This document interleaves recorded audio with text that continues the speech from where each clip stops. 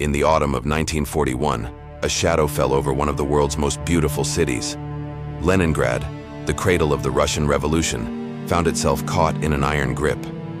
When Hitler's army group North completed its encirclement, over 2.5 million souls were trapped inside. They had no food, no escape, and seemingly no hope. This was the beginning of one of the longest and most brutal sieges in human history. For 872 days, the city would endure a nightmare beyond comprehension. German artillery rained down from the skies, their shells tearing across the frozen plains, turning grand boulevards into rubble-strewn graveyards. The objective was not just to capture the city, but to wipe it from the face of the earth, along with every man, woman, and child within it. The trap had been sprung, and the world watched in horror as Leningrad began to starve. As the first winter descended, it brought with it an almost unimaginable cold.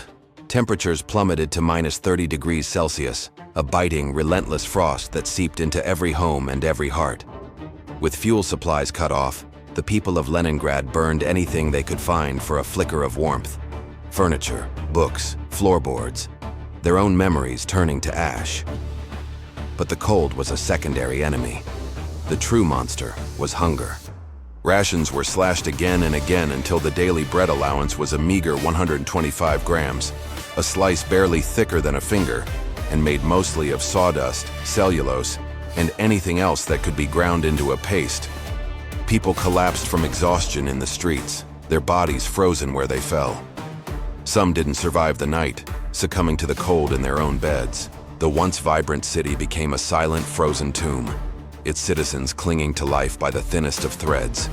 The silence of the city was deafening. The only sounds were the whistling wind, the distant rumble of artillery, and the soft crunch of snow under the feet of those still strong enough to search for food or firewood. The streets were lined with frozen bodies, their gaunt faces a testament to the city's suffering. But beneath the surface of this shared agony, darker secrets began to fester. Official Soviet reports, many of which were released only decades later, spoke of whispers that circulated in the starving city. Horrifying rumors of cannibalism, of desperate people driven to the unthinkable. There were also hushed accounts of military decisions that seemed to defy logic, of soldiers allegedly using civilians as human shields in hopeless counteroffensives. Most of these damning files, however, were quickly locked away, stamped with the ominous word "secretno," classified. What truths were deemed too terrible for the world, or even for their own people to know? The city was not just fighting an external enemy, it was wrestling with a darkness from within. As desperation reached its peak, a glimmer of hope appeared in the form of a frozen lifeline. Across the vast, icy expanse of Lake Ladoga, the Soviets forged what would become known as the Road of Life. It was a treacherous supply route, a thin artery pumping just enough life into the dying city to keep it breathing. Every day, brave drivers in rickety trucks raced across the cracking ice, ferrying meager supplies of food and evacuating the most vulnerable civilians. They drove under constant German bombardment, their headlights off, navigating by instinct in the blinding snow. Many convoys made it, but many did not. Some trucks broke through the ice, plunging their precious cargo and human passengers into the frigid depths below. Others were hit by shells, becoming flaming pyres on the frozen lake. And then there were the convoys that simply vanished, never reaching their destination, never found, their fates never officially recorded. Even today, modern divers exploring the murky bottom of Lake Ladoga find the ghostly wrecks, silent metal tombs that hold the final, chilling secrets of their last journey. The official narrative of the siege is one of heroism and unwavering resilience.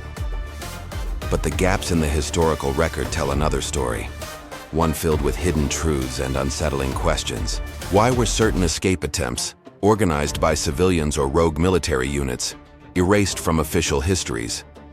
Why do survivor testimonies sometimes contradict the state-sanctioned accounts of key events? Rumors persist that some Soviet commanders, desperate to protect their own reputations and prove their loyalty to Stalin, may have sacrificed thousands of lives unnecessarily, refusing to sanction withdrawals or ordering futile attacks. Key archives that could provide answers remain sealed or have mysteriously disappeared. Were these orders intentionally hidden? Were failures deliberately covered up to maintain the myth of perfect Soviet command? These lost files and hidden orders hint at a complex and perhaps more tragic reality than the one we've been told. The truth of Leningrad may be buried deeper than any battlefield grave. Finally, on January 27, 1944, after 872 days of hell, the siege was broken. Soviet forces pushed the exhausted German army back and the Iron Ring was shattered. When the world finally saw the full extent of the devastation, it was staggering. Over 1 million civilians were dead from starvation, disease, and shelling. The city was in ruins, a ghost of its former glory. But it had not fallen. Through unimaginable suffering, the people of Leningrad had held on. Their spirit, though battered, was not broken. The city still stood. Today, St. Petersburg is a vibrant, beautiful metropolis once more. But the scars remain, etched into the city's soul and honored in its solemn memorials. The survivors and their descendants have not forgotten the price of their freedom. They called their home the city that refused to die, a powerful testament to the resilience of the human spirit in the face of absolute darkness. Thank you for joining us on this journey into one of history's most harrowing chapters. The story of Leningrad is a reminder of both the depths of human cruelty and the heights of our courage. If you found this documentary meaningful, please like, share, and subscribe for more stories from the past. Your support helps us keep these important histories alive.